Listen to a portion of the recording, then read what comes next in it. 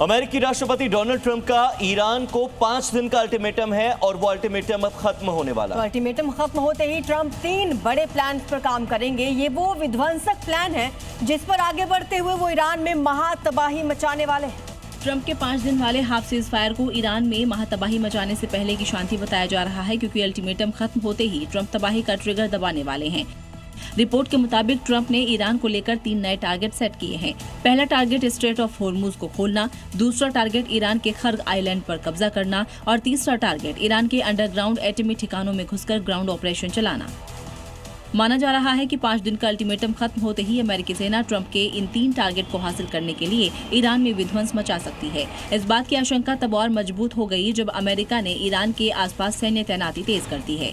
Iran से जंग में अमेरिका बूट ऑन ग्राउंड वाला प्लान भी तैयार कर रहा है और इसके लिए उसने स्ट्रेट ऑफ हॉर्मुज में 9 सैनिकों की तैनाती बढ़ा दी है। लेकिन ईरान ने भी अमेरिका को जवाब देने के लिए ग्राउंड लेवल पर अटैक की पूरी तैयारी कर रखी है। IRGC की तरफ से वीडियो जारी करने का दावा किया जा रहा है, जिसमें ईरानी सेना के जवानों को युद्धाभ्यास करते हुए दिखाया गया है। जमीन, पानी, आसमान, हर तरफ से ईरानी सेना दुश्मनों को मुंहतोड़ जवाब देने के लिए तैयार है। साथ ही चेतावनी के साथ संदेश भी जारी किया है, जिसमें कहा गया है कि जमीनी युद्ध के लिए असली सेना से अमेरिकी सैनिकों का सामना होने वाला है।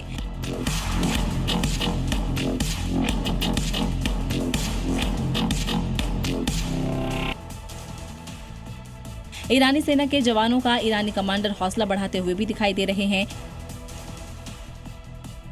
अमेरिकी राष्ट्रपति डोनाल्ड ट्रंप लगातार दावा कर रहे हैं कि उन्होंने ईरानी की नेवी आर्मी का खात्मा कर दिया है। इधर इजराइल ने कभी सोचा भी नहीं होगा कि खामेनेई को मारने के बाद ईरान बेलगाम हो जाएगा। ताबड़तोड़ अटैक करने लगेगा, मिसाइल और ड्रोन हमले करने लगेगा, जिसको रोकना इजराइल के लिए नामुमकिन हो जाएगा।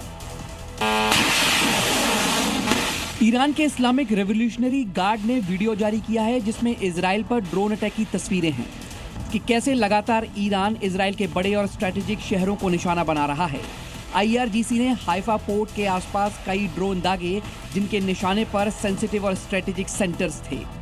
इजराइल का डिफेंस सिस्टम ड्रोन और मिसाइल अटैक को भी रोक रहा है, लेकिन ईरान के बड़े हमलों के आगे डिफेंस सिस्टम नाकाम भी साबित हो रहा है। अमेरिका के राष्ट्रपति डोनाल्ड ट्रंप का एक बयान आया है। ईरान पर उनका बयान है, मिडिल ईस्ट पर कब्जा करना चाहता है ईरान, ये डोनाल्ड ट्रंप कह रहे हैं। आगे उन्होंने ये भी कहा कि ईरान में एटमी हथियार नहीं होने चाहिए। ईरान जंग लड़ने में बेकार है, बातचीत में माहिर है, ये कहना है ट्रंप का।